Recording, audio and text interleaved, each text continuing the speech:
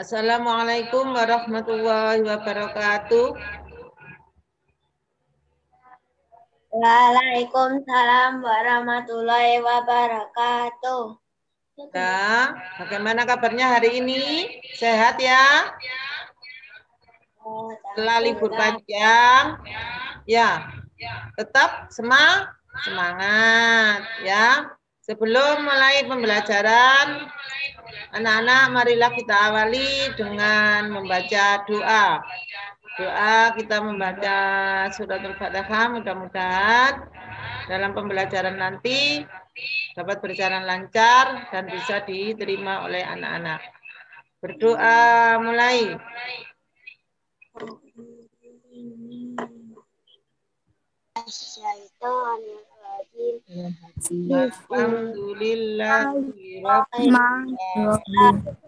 Alhamdulillahirabbil alamin. Ar-Rahmanir-Rahim. Maliki yaumiddin. Iyyaka na'budu wa iyyaka nasta'in. Ihdinas siratal mustaqim. Siratal ladzina an'amta 'alaihim waladdallin. Rabbi ighfirli wali walidayya walil mu'minina ya rabbal alamin. Dan terima kasih, demikianlah anak, kita selesai doa, kita lanjutkan pembelajaran kita pada pagi hari ini. Sudah sampai pada tema 4, subtema 3 pada pembelajaran 4. Pembelajaran 4 ini kita belajar tentang faktor penyebab terjadinya interaksi antar warga masyarakat. Kemudian kita nanti masih belajar tentang hak, kewajiban, dan tanggung jawab sebagai warga masyarakat. Dalam belajar tentang materi interaksi, anak-anak sudah berulang kali belajar tentang interaksi sosial. Coba masih diingat apa sudah lupa? Apa yang dimaksud dengan interaksi sosial? Hubungan timbal balik. Hubungan timbal balik. Ya, hubungan timbal balik. Hubungan timbal balik antara siapa? Antara warga. Antara manusia. Ya, individu dengan individu, yaitu manusia. Individu dengan kelompok. Kelompok dengan kelompok. Ya, bahkan dengan lingkungan juga bisa diadakan interaksi. Adanya interaksi dalam masyarakat mendorong pengenalan budaya dari berbagai daerah. Karena masyarakat kita majemuk, terdiri dari berbagai suku, ya, adat atau tradisi, sehingga di sini masyarakat kita dikatakan masyarakat yang majemuk. Latar belakangnya bermacam-macam. Interaksi antar warga masyarakat terjadi karena beberapa faktor. Yang pertama, yaitu perbedaan kandungan sumber daya alam pada setiap daerah. Kegiatan produksi dipengaruhi perbedaan kandungan sumber daya alam. Tentunya dari masing-masing daerah, karena letak geografisnya atau wilayahnya berbeda-beda, tentunya mengandung sumber alam yang berbeda. Daerah dengan kandungan sumber alam yang cukup tinggi akan dapat memproduksi barang-barang tertentu dengan biaya relatif murah dibandingkan dengan daerah yang memiliki kandungan sumber daya alam lebih rendah. Misalnya daerah penghasil rotan, otomatis di situ kalau membuat kerajinan bahan dari rotan, tentunya apa? Biayanya sedikit, nanti dapat mendapatkan penghasilan yang lumayan tinggi. Karena di situ sudah ada bahannya, yaitu rotan.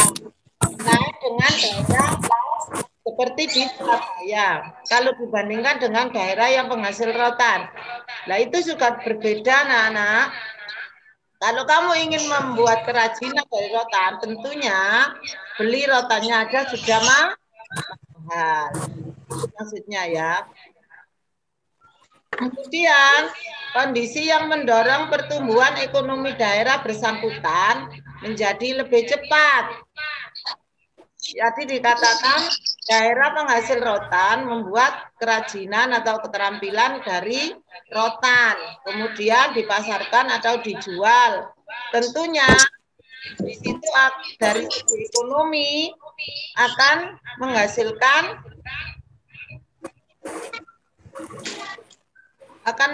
apa? Ya, hasil ekonomi misalnya mendapatkan uang itu lebih cepat. Ya. Sedangkan daerah yang memiliki kandungan sumber daya alam kecil hanya akan dapat produksi barang-barang dengan biaya produksi yang lebih tinggi.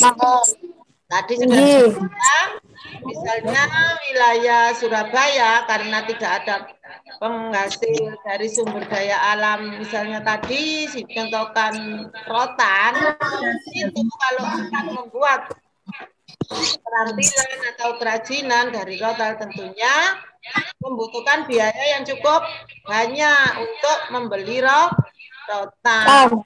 Nah, itu perbedaannya.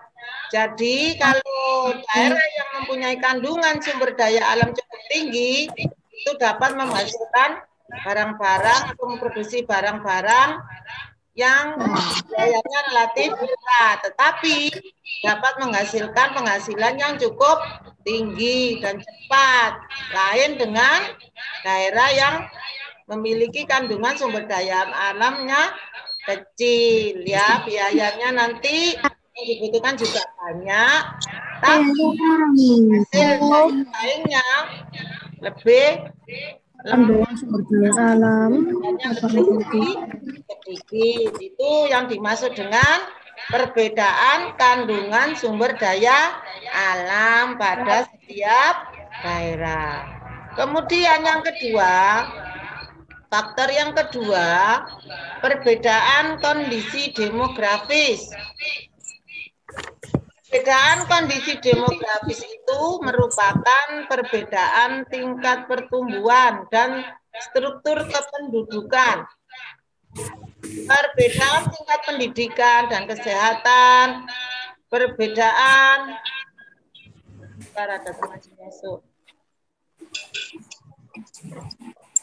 perbedaan kondisi ketenaga kerjaan, perbedaan dalam tingkah laku dan kebiasaan, serta etos kerja yang dimiliki masyarakat daerah bersangkutan. Jadi perbedaan kondisi demografis itu kita melihat tingkat pertumbuhan dan struktur kependudukan. Tingkat pertumbuhan penduduknya padat atau penduduknya sedikit. Kemudian struktur kependudukannya dapat dilihat dari tingkat pendidikan dan kesehatan, ketenaga kerjaan, tingkah laku dan kebiasaan, etos kerja yang dimiliki oleh masyarakat. Nah, kondisi demografis ini dapat mempengaruhi ketimpangan pembangunan antar wilayah sehingga akan berpengaruh terhadap produktivitas kerja masyarakat pada daerah yang bersangkutan. Ya, itu perbedaan kondisi demografis. Daerah dengan kondisi geografis yang baik tentunya akan cenderung memiliki produktivitas kerja yang lebih tinggi. Sama dengan kondisi sumber daya alam, ya.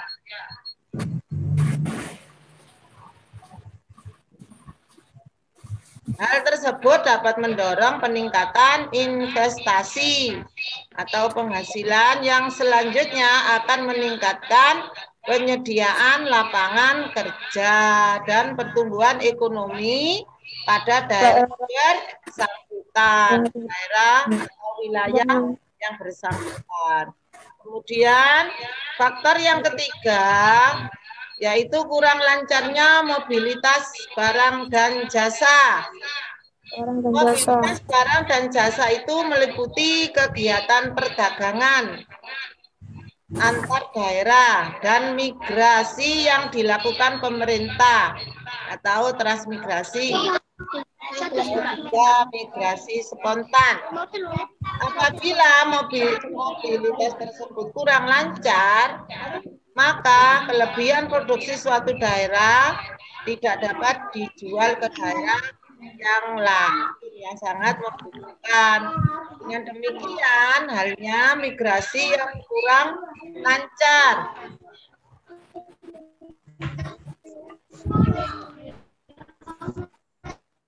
Migrasi yang kurang lancar itu menyebabkan kelebihan tenaga kerja satu daerah tidak dapat dimanfaatkan oleh orang lain yang membutuhkan.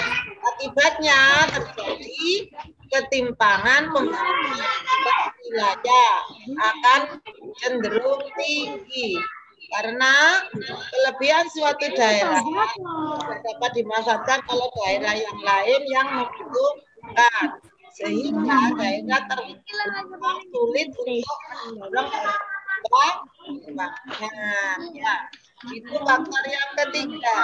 Kemudian faktor yang keempat, konsentrasi kegiatan ekonomi daerah atau wilayah.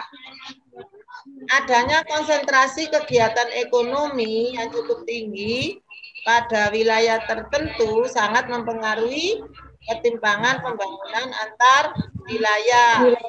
Pertumbuhan ekonomi, pertumbuhan kegiatan ekonomi daerah juga cenderung lebih cepat pada daerah dengan konsentrasi kegiatan yang cukup. Daerah yang kegiatan ekonomi makin maju, ya makin banyak kegiatan, di situ tentunya akan meningkatkan konsentrasi kegiatan ekonomi yang cukup besar untuk pembangunan antar wilayah. Kemudian faktor yang kelima, alokasi dana pembangunan antar wilayah atau daerah. Alokasi pemerintah daerah itu lebih banyak ditentukan oleh sistem pemerintahan daerah yang valid, nah, sesuai dengan daerahnya masing-masing. Bila sistem pemerintahan daerah yang cukup itu bersifat sentralistik pusat, maka alokasi dana pemerintah akan cenderung lebih banyak dilokalisasikan oleh pemerintah pusat, sehingga ketimpangan pembangunan antar wilayah itu akan cenderung tinggi. Ya, kalau pemerintahan pusat masih bukan karena namanya pusat ya satu Indonesia dan satu, itu nanti tidak bisa lebih rinci atau teliti daerah mana yang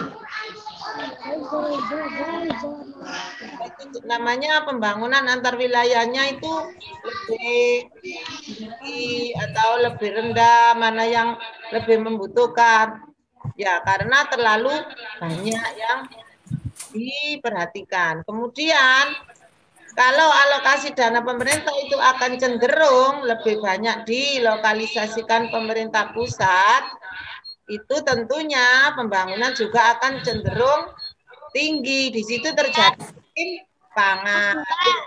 Sebaliknya, sistem pemerintahnya dianut itu otonomi, maka dana pemerintah itu akan lebih banyak dialokasikan ke daerah. Misalnya Surabaya, berarti ini daerah, aturan atau dana ya jika dipakai untuk wilayah Surabaya. Nah, sehingga kalau seperti itu ketimpangan itu akan cenderung rendah ya karena lebih diperhatikan. Nah, ini kelima faktor di atas interaksi terhadap pembangunan di segala bidang. Interaksi ini bertujuan untuk meningkatkan pembangunan di berbagai bidang. Ya.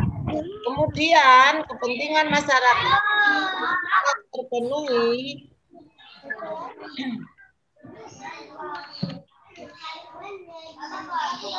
kepentingan masyarakat yang belum bisa terpenuhi itu di dalam antara yang satu dengan yang lain akan bisa terpenuhi dengan adanya interaksi dengan masyarakat dari daerah lain.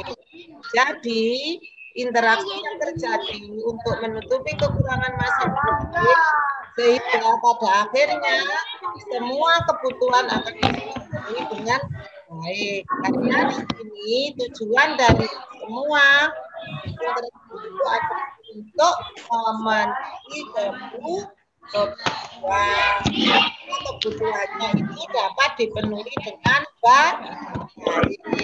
Nah, taraf kemampuan ekonomi tiap daerah akan meningkat. Meningkatnya kemampuan ekonomi tiap-tiap daerah itu juga akan mempengaruhi pemenuhan terhadap kebutuhan sosial dan dari masing-masing daerah. Itulah faktor penyebab terjadinya interaksi antar warga masyarakat.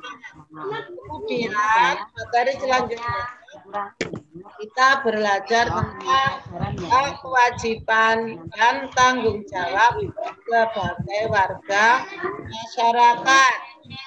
Kita pada pembelajaran yang lalu sudah belajar tentang hak, kewajiban, dan tanggung jawab.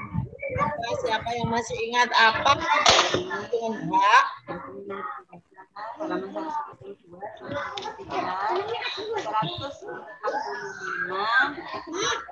Tadi kita belajar hak adalah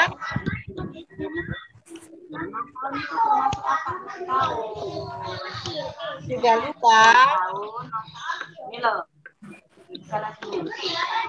Segala sesuatu yang harus kita terima itu dinamakan hak. Kalau kewajiban, kalau sesuatu yang kita kerjakan. Ya, berarti hak, kewajiban, tanggung jawab merupakan tiga hal yang berbeda satu sama lain. Tetapi tiga hal tersebut saling menolak dan tidak bisa dipisahkan. Hak dan kewajiban di situ merupakan hal yang melekat pada diri seseorang. Setiap orang pasti mempunyai hak dan kewajiban, serta harus dilaksanakan secara bertanggung jawab oleh pihak yang bersangkutan. Jadi antara hak dan kewajiban tanggung jawab suatu hal yang bisa dilakukan. Orang yang tidak melaksanakan hak dan kewajibannya dapat dikatakan sebagai orang yang tidak bertanggung jawab. Ya, hak sebagai warga masyarakat. Hak berarti sesuatu yang mutlak menjadi milik seseorang. Penggunaannya tergantung dari yang bersangkutan. Jadi hak warga masyarakat itu adalah sesuatu yang mutlak menjadi milik seseorang yang berkedudukan sebagai warga masyarakat. Untuk hak warga masyarakat yaitu mendapatkan perlindungan hukum. Yang kedua, mendapatkan pekerjaan dan kehidupan yang layak. Ketiga, menikmati lingkungan bersih. Keempat, hidup tenang dan damai. 5, bebas memeluk dan menjalankan agama. Kemudian yang keenam, bebas berpendapat dan berorganisasi.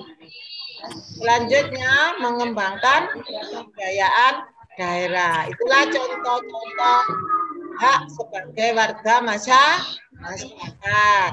Diperhatikan dengan nanti pertanyaannya saya bisa menjawab. Yang kedua, kewajiban sebagai warga masyarakat.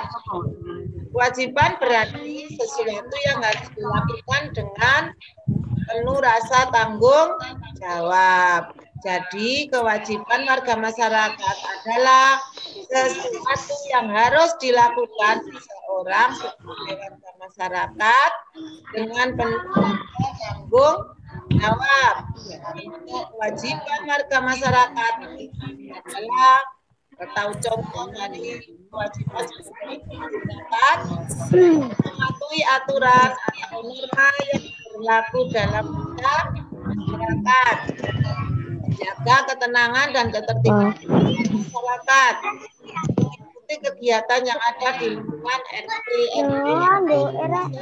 tempat. Di situ kita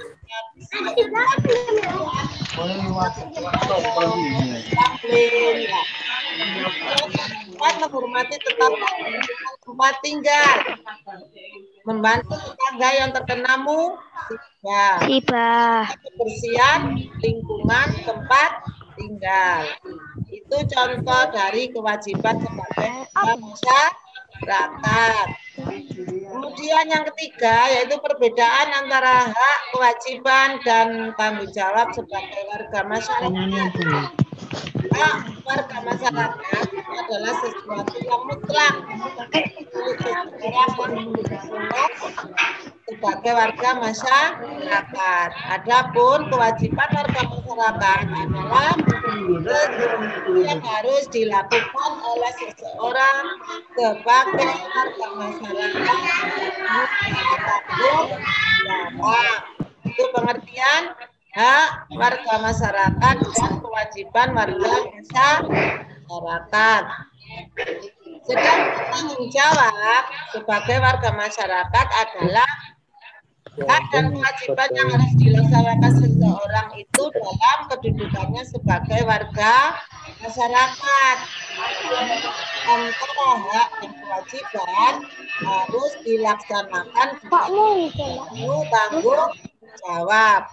Tetapi perlu diingat, antara hak dan kewajiban harus dilaksanakan dengan seimbang.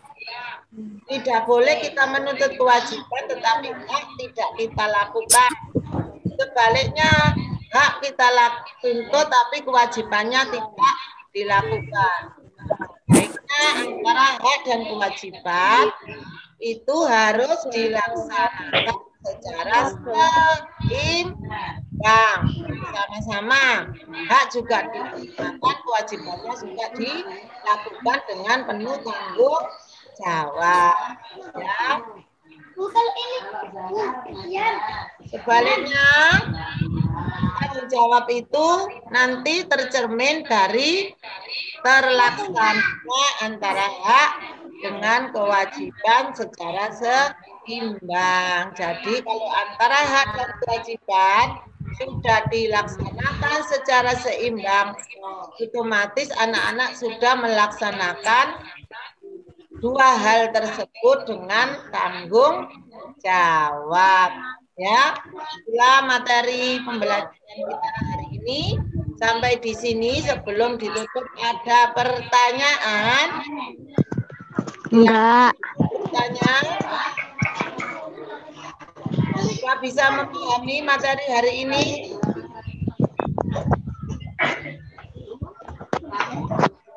Sudah bisa dipahami?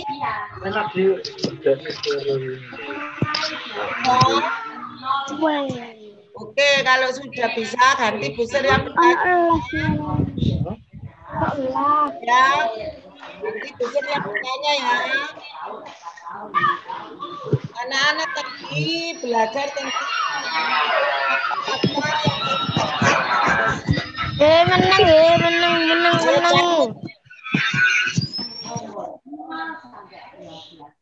Anak-anak tadi belajar tentang faktor-faktor penyebab terjadinya interaksi antar warga masyarakat. Coba sebutkan salah satu dari faktor-faktor yang menyebabkan terjadinya interaksi antar warga masyarakat. David, Bu, David. Ya, David. Perbedaan kandungan sumber daya alam pada setiap daerah. Ya, Perbedaan kondisi. ya, satu saja, David. Yang kedua, faktor yang kedua. Kalita.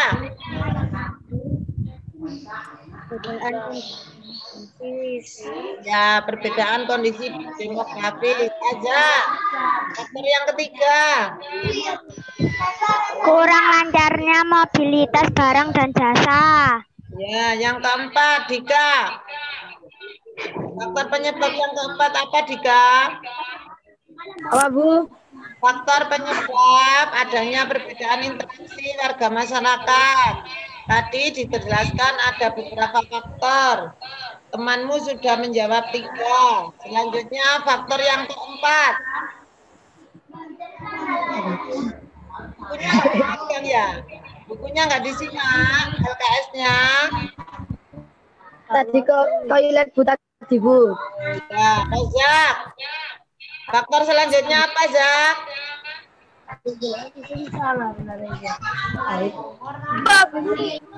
Lupa.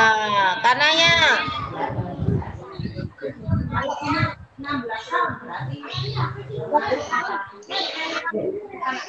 Bisa, sama Nasya. Faktor selanjutnya apa yang menyebabkan interaksi kapan? Kegiatan saya. Ya, karena ya betul. Kurang satu, yaitu Atika. Jadi bergabung. Yang kelima apa, Nak? Faktor penyebab interaksi antar warga masyarakat. Ada 5 faktor. Faktor yang kelima. Alokasi dana pembangunan antar daerah wilayah. Iya, betul, Atika. Sekarang saja sebagai warga masyarakat kita berbicara hak, kewajiban, dan tanggung jawab. Coba berikan contoh, salah satu contoh hak sebagai warga masyarakat. Mendapatkan lingkungan yang bersih. Ya, pinter. Salma, contoh yang kedua. Menikmati perlindungan hukum. Perlindungan hukum. Salma. Atika. Apa tentang itu? Yuk dengan memilih, memeluk, dan menjalankan agama. Dan kiranya sampai sekian karena waktunya sudah habis. Jadi sekarang bisa sebut ya, yang mengerjakan tugas yaitu anak Salwa sama Naswa dan Iza. Yang dikasih pertanyaan tidak bisa menjawab. Yang mengerjakan, perhatikan, Atika, Naswa, Iza, dan Salwa. Yang lain bebas, hanya mengerjakan LKS. Nah, sudah kita akhiri. Mudah-mudahan materi yang kita pelajari hari ini dapat dipahami anak-anak. Ya, bisa akhiri. Wassalamualaikum warahmatullahi wabarakatuh. Waalaikumsalam warahmatullahi wabarakatuh. Selamat belajar. Dan bisa dimatikan Zoom-nya.